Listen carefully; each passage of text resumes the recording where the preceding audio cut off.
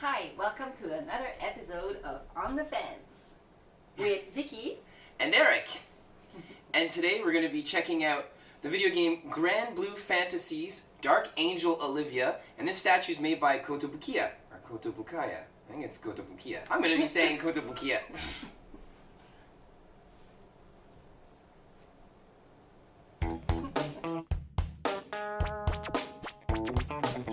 Erik. Why don't you hit me with those details? Alright, ka-chow! So this statue is made by Kotobukiya. The plastics are ABS and PVC, pretty standard for most things made by most anti-statue companies. The release date was June 2015, and then there was a re-release on June 2017, and another re-release on December of 2021. Like, she got a lot of re-releases. Her height from the bottom of the base is 320 millimeters. Her width is 310 millimeters. We do that now. Her weight is 571 grams, so she is very heavy. Her scale is 1:8, and her original price back in 2015 was 15,800 yen.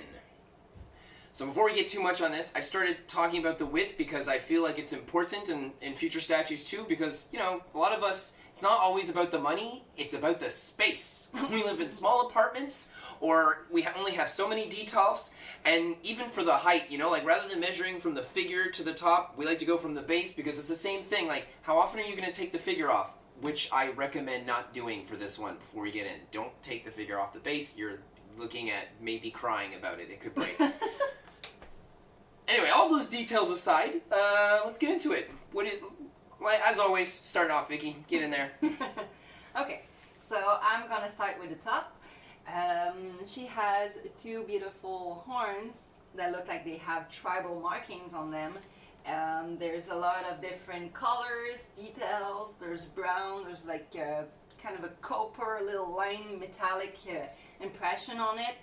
Her hair is a blonde, pretty yellow, going down to a more orange color down at the points. It gets a little bit translucent as well in the points.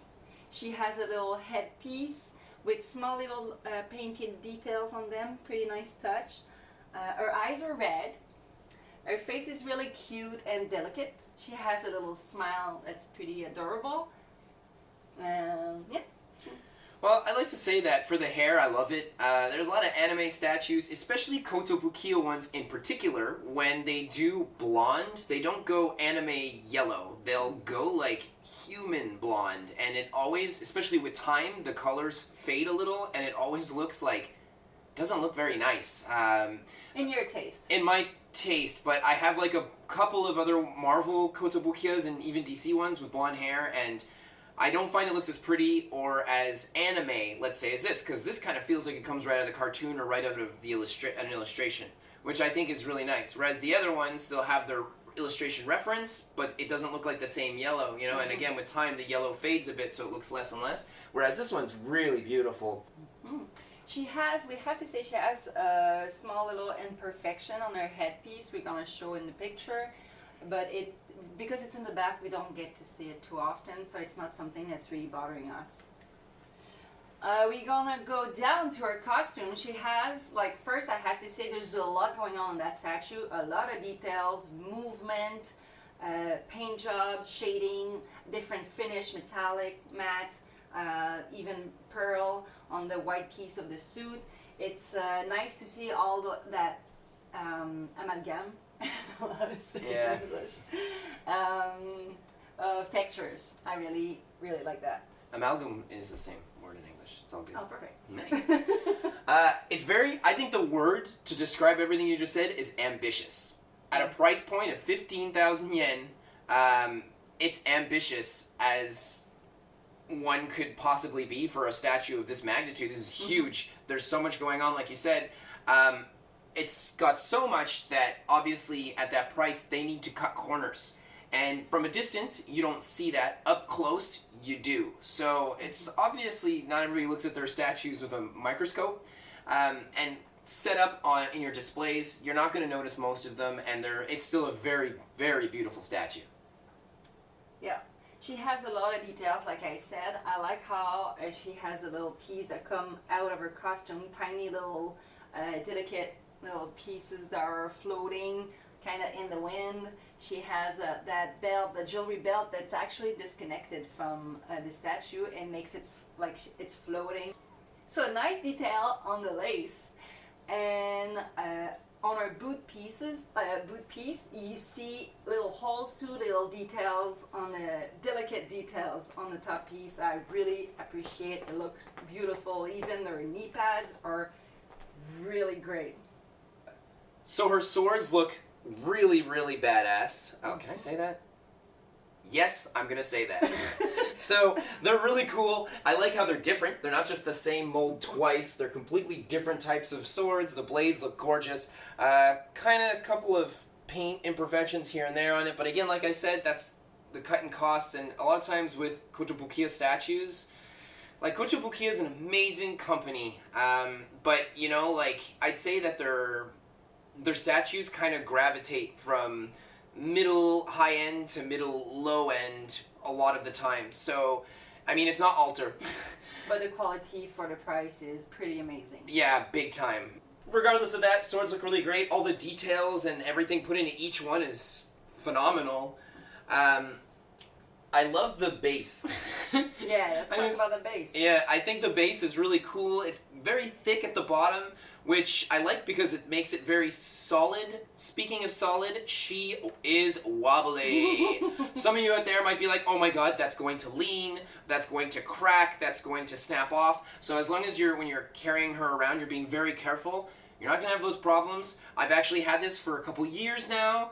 This isn't one of the re-releases. She is not leaning at all. Like, for real, like, there's a really long piece of metal going in that leg. It really makes her solid. Like, kotobukiya did a great job with that, but once you put her in, don't ever take her out, because it's gonna snap something or it's gonna break something. There's still plastics in here, and the plastic she's standing on is a clear plastic, too, so, you know, I would just still be weary of it. Don't take the risk. Don't take the risk, exactly. The base has a little translucent coat on top of the black that makes it depth. So you see the little, silver sparkles look a bit like stars, and the big pieces of purple rock are translucent. So you see the light go through, makes it kind of esoteric, or it has a feel. It has a vibe, Yeah. space vibe, something. It's really interesting. And the gradient done on the minerals is really cool too. Like, it really feels like these magical shards of so-and-so. I've never played the game, so I know nothing about Granblue Fantasy. Like so many of my statues, I just saw it and was like, oh, that's so pretty. Ooh, one thing to quickly mention is that this character has a Wonderfest 2014 exclusive convention release, and basically she's just got pink hair, pigtails, different colors. You know, like, it's whatever floats your boat. Personally, I really like the blonde one, but I know a lot of people do like that pink one, so, you know, up to you.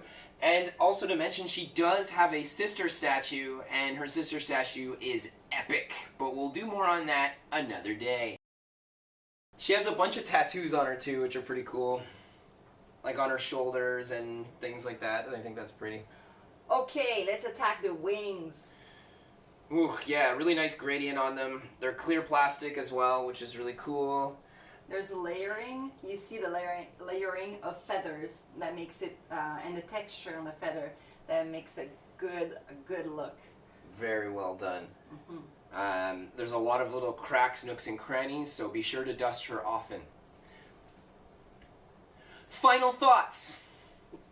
So, would you get this statue if you had the option to do it? Yes. At what price point would you decide you'd stop getting it? Just curious. Because, I mean, at 15,000 yen, that's like $150. So... He's the only one paying for them, so...